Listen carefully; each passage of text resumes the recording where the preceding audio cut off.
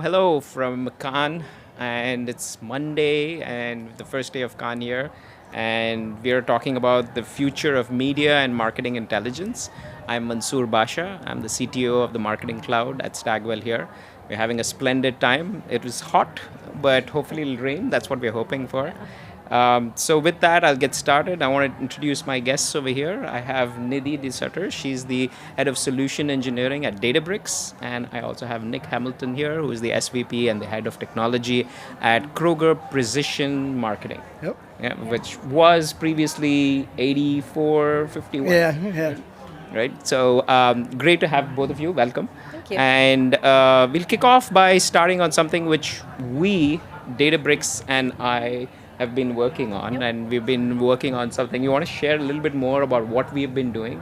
Yeah. So a big push at Databricks is really around bringing tech to the data for our customers. And so what we partnered with the Marketing Cloud and Mansoor on was allowing their identity and enrichment to be made natively available in Databricks so that we can bring that IP, that logic, that those algorithms to the customer in their environment without exposing any of that. So there's a lot of privacy guardrails in place, but it allows customers to more seamlessly be able to run enrichment, get insights, be able to run identity resolution, where their data lives within their workspace. Yeah. And so I kind of say it, go to where the customers are rather than Exactly. bring the customers to ourselves. Exactly. Yep. And this opens up a lot of different doors also for Databricks, I suppose, right? With you guys launching some new products out the shelf. Yes, I'll keep this short, but we're very excited about our Customer Lake, which is our agentic CDP capability. And really the idea, again, is to allow our customers to have an end-to-end platform to be able to run segmentation, to run audience profiling, to be able to build their audiences and activate. And so a key core component of that is the identity piece. So we're looking forward to bringing all of that together for our customers. So we talked about, first-party data. We talked about how we bring connections of the data. And, this will drive towards audience understanding and activation. Let's talk a little bit more measurement, Nick. So, we are seeing a lot of pressure for measurement, and especially for brands like Kroger. I'm sure that's the top of your mind over here. So what do you think in this world of fragmented channels and privacy issues, things which we talked about, how does measurement fit in here? Yeah, I think it's actually similar to your all's release. It's really about how can we get all of these different data sources all in one place. And I think the key, especially in grocery retail, is having a single source of truth for customers. So you talked about fragmented channels. It's not just media metrics we want to have on these customers. One of the biggest parts about incrementality is you need to know what that customer was going to purchase, whether they were exposed to the advertising or not, right? And that requires a history of data, not only on media metrics, but how frequently were they buying the category? Were they already loyal to the brand? And even beyond that, when you're looking to grow brands, you want to know, was the product on shelves? Do you need to have more products on shelves because of what you're going to be running? Was there a promotion? And at Kroger Precision Marketing, we bring all those together in one place so that we can layer on AI and science on top of that so that we can see customer signals very early and act on that to help brands grow. Nice. So that's actually it's like one of the steps which you're doing, where what we are seeing also it leads to something what we're calling today as retail media and what's spreading around in the world. So why don't we start also kind of moving into that point, which is that retail media is becoming like a really fast growing segment in this industry, and especially in this channel. So what are you seeing in terms of brands like yourself? What are the changes which are occurring with retail data today and versus, let's say, 3 years ago? Or what's your perspective? Well, I would say like 3 years ago, I think retail media data was really cool. And I think different brands were figuring out, what do I do with that? 3 years later, not only are people more experienced with using it, they've embedded that into their day-to-day processes and decisioning. So basically what that turns out is expectations are super high, right? Many of the big brands that we work with have very sophisticated processes themselves, and they want to have information at their fingertips very quickly, and they want to act on it very quickly. So on our side, we're continuously bringing out new capabilities, especially in the AI space, to do that. One example of that is Agent Monday, which we released late last year, which proactively helps a brand understand what's happening for their brand over the last week, the category, and what they can do about it to grow their brand. So they don't need to log in, look at a bunch of data, then figure out what to do. It's basically sitting in their inbox ready to go so that they can act and grow their brand as quickly as possible. And why is it called Monday? Because it's Monday morning. Okay, oh, nice. It's interesting, right? It's the beginning of the journey. It's like a proactive send. I like it. Obviously, that's going to evolve into interactivity over As time. long as it's not Manic Monday. That's right. By the I mean, that's what we churned it from Manic Monday, right? Because you had to figure out there what's you going go. on, and you got a great starting point. So we kind of also support this point, especially, as an agency client demand perspective. That's also how we feel too, is like we actually do own, similar to Kroger, an entire supermarket chain in Poland. Like we work with them and we have a joint venture where we're doing exactly the same proposal of how to take that data and help brands and understand what to do with that particular data. And so agencies can also kind of like join in the fray and figure out how to help the brands, especially, or supermarket chains like us, like yourself, work through that process. So how's Databricks helping in this whole flow? So for me personally, retail media is something I'm really passionate about. It is growing as a channel because the user intent or the consumer intent is really high. And as a consumer, if it's done right, it works. I can tell you that from experience. And so, I think at the end of the day, what we see with retail media is that in order to do it well, you're talking about a lot of the same things: data foundation, governance, trust in the insights that are being generated, allowing the brands to see the ROI, right, in terms of the budget dollars that they're putting towards retail media. So a lot of what we see is retailers actually using a lot of the first-party data and starting to monetize it in a way where it's a platform. It's not just about access to data, but it's also the measurement that comes with it.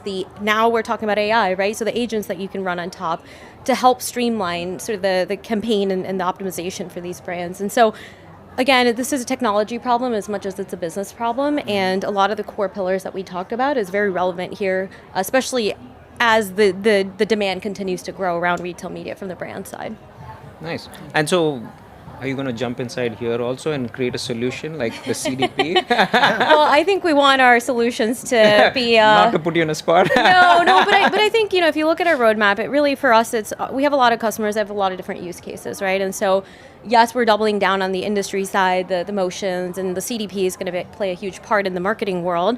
But we're trying to create solutions that our customers can work with regardless of what the use case is, right? So a lot of what we talk about at Databricks right now with our customers is actually around measurement. It is a big challenge, and a lot of it is due to the fact that you can't get some of that data that you need to be able to run at scale or MTA at scale, right? And so, again, like I said, our goal is to make that data accessible as quickly as possible, and then at the same time have the solutions to be able to run predictive models, to be able to figure out next best action, things like that. And that requires, there's a modeling layer that is required there. That's interesting that you're saying about prediction models and next best action, and all that is old AI. What about new AI? Like what's going on with that? I mean, you kind of mentioned about Agent Monday. I don't know whether that's an agent or is it something? It's actually a suite of agents because the amount of basically analysis you have to do with all the different data points, there's a whole orchestration layer in order to actually deliver that. Even though it's just an email that gets sent at the end of the day, it's incredibly robust. There's a lot of agents that go into it. So that's a good example of a marketing outcome which you're getting out utilizing new AI, right? Yep.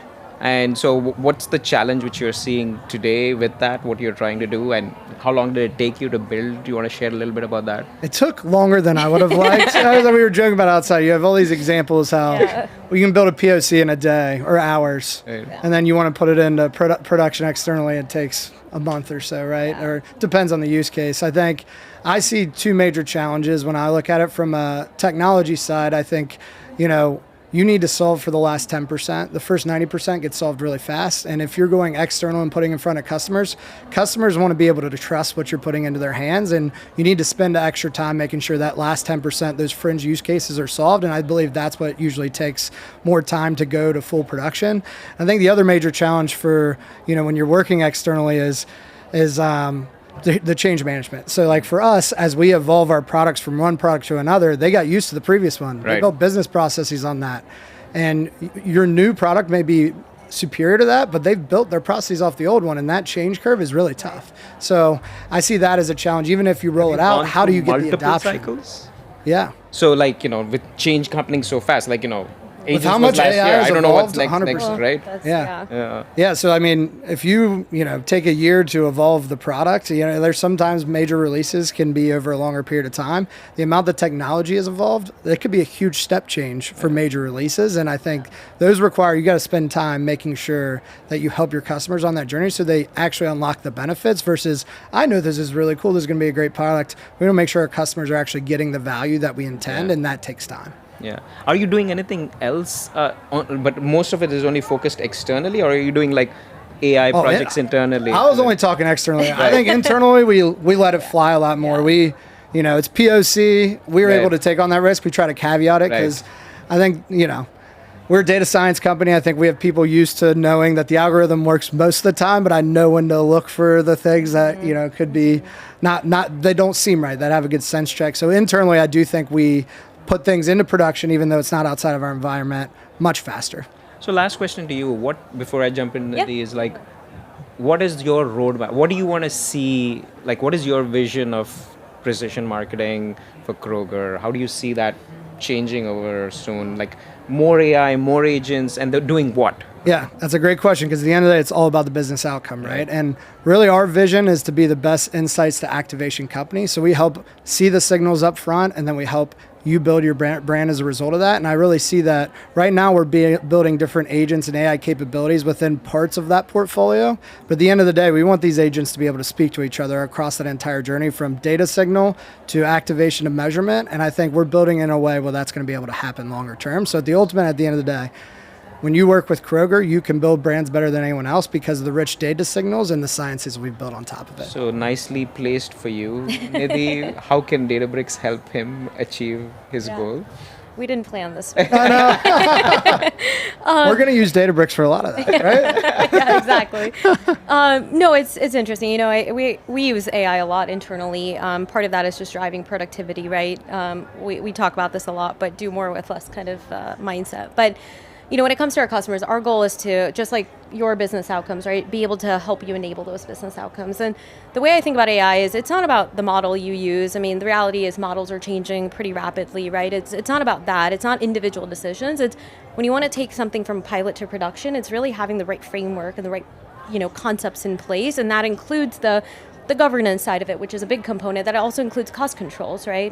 We're kind of seeing what's happening with. He doesn't have any cost issues. I love that I haven't had to use the word governance in this. You used it twice. It's more important. It right? is so it's important, right? As much as we hear about like the data quality and the data lineage, now it's like what is happening? How is that data being used? Each developer has $1 million of tokens Yeah. to spend. We have a hard limit. You have to get approval for about. We have a process to.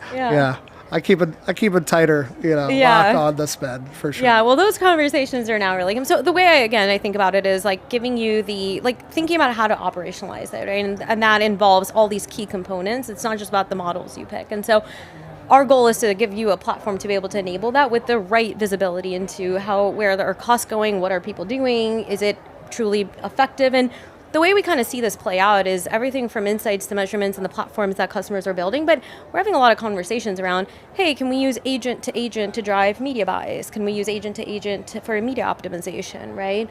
Campaign optimization, things like that. And so those are a lot of the use cases that we're exploring and enabling with our customers. And then the last thing I'll say is, again, giving our customers optionality is really important. So the way we kind of look at these things, it's composable. It's not, we don't want to lock you in.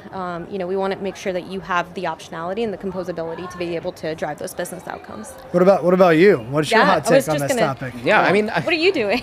well, a lot of what you guys said, we have launched something called as the, Stagwell agentic targeting system, and it sits on the Databricks framework where we are bringing in the data not only for our ID graph and just how we've added into that functionality over there, but also like we don't want to give the optionality. I mean, we want to give the optionality and provide them access for brands to be able to access that too, but also open to change. I think the way we are thinking about activation is going to change the way we think about measurement is going to change, the way we think about A to A, and what does actually A to A mean? Like, it's easy to say A to A and like, oh, an agent will talk to an agent, but it's not really. It's about how do you think about a mother agent, how do you think children agent, how do you get that conversation? What is the user experience for the human in the loop to have that benefit? So there's a lot of other deeper things which occur when you start thinking about software and whether to make that. And to your point about production, it's super hard to get that right. So with that, I'm going to end, and let's always keep optionality. That's right. Thank you so much. All right, thank you so much. Thank you so much for the partnership. Yeah.